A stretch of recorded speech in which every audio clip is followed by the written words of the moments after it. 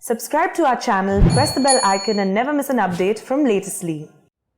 In the coming days, the world has the chance to join in the shared objective of creating a safer, stabler future for our people and for the planet on which we depend. None of us underestimates the challenges ahead, but history has shown that when nations come together in common cause, there is always room for hope. Working side by side, we have the ability to solve the most insurmountable problems and to triumph over the greatest of adversities. For more than 70 years, I have been lucky to meet and to know many of the world's great leaders.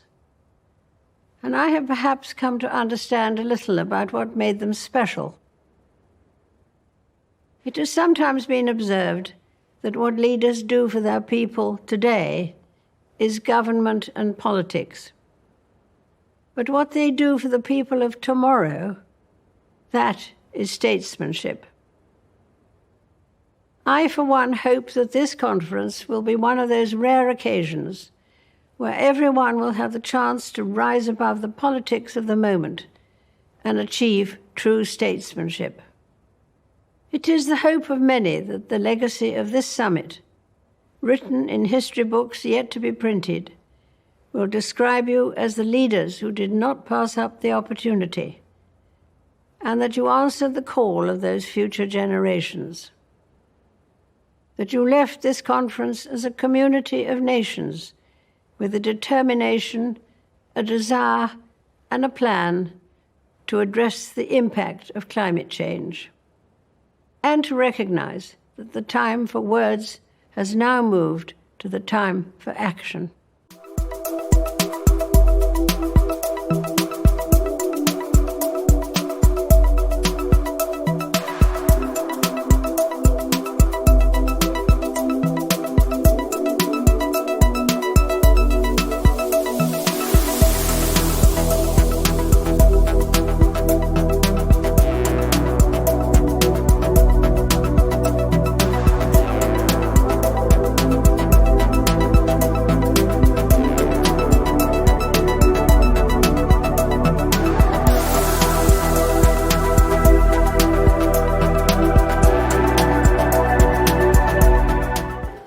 In my lifetime, I've witnessed a terrible decline. In yours, you could and should witness a wonderful recovery. That desperate hope, ladies and gentlemen, delegates, excellency, is why the world is looking to you and why you are here.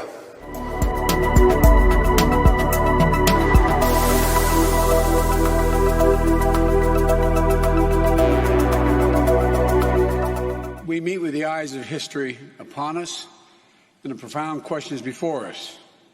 It's simple. Will we act? Will we do what is necessary? Will we seize the enormous opportunity before us? Or will we condemn future generations to suffer? This is the decade that will determine the answer, this decade. The science is clear. We only have a brief window left before us to raise our ambitions and to meet the task that's rapidly narrowing. This is a decisive decade in which we have an opportunity to prove ourselves. We can keep the goal of limiting global warming to just 1.5 degrees Celsius within our reach if we come together. If we commit to doing our part of each of our nations with determination and with ambition. That's what COP26 is all about. Glasgow must be the kickoff of a decade of ambition and innovation to preserve our shared future.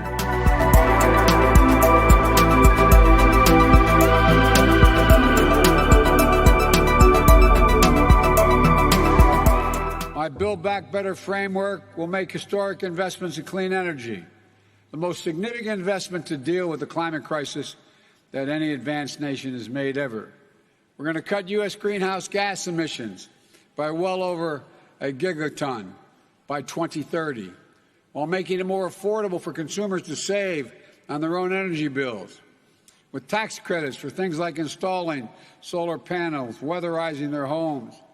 Lowering energy prices will also deliver cleaner air and water for our children, electrifying fleets of school buses, increasing credits for electric vehicles, and addressing legacy pollution. It will incentivize clean energy manufacturing, building the solar panels and the wind turbines that are growing energy markets of the future, which will create good-paying union jobs for American workers.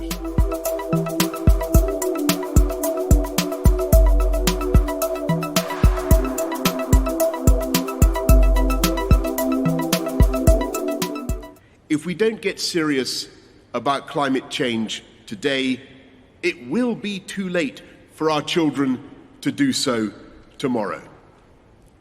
I was there with many of you in Copenhagen 11 years ago when we acknowledged we had a problem. I was there in Paris 6 years ago when we agreed to net zero and to try to restrain the rise in the temperature of the planet to 1.5 degrees. And all those promises will be nothing but blah, blah, blah, to coin a phrase. And the anger and the impatience of the world will be uncontainable unless we make this COP26 in Glasgow the moment when we get real about climate change.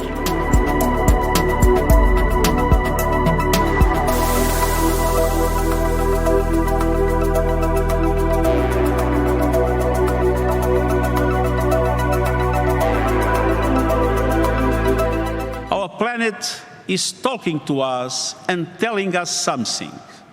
And so are people everywhere. Climate action tops the list of people's concerns across countries, age, and gender. We must listen, and we must act, and we must choose wisely. On behalf of these and future generations, I urge you, choose ambition, choose solidarity, choose to safeguard our future and save humanity.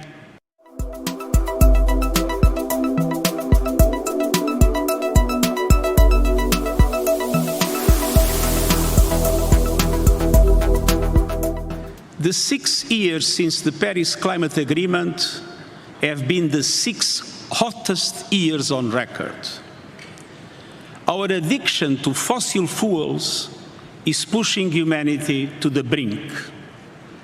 We face a stark choice.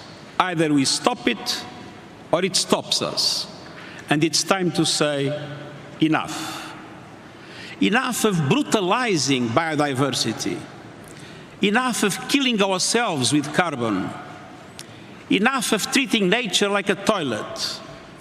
Enough of burning and drilling and mining our way deeper. We are digging our own graves.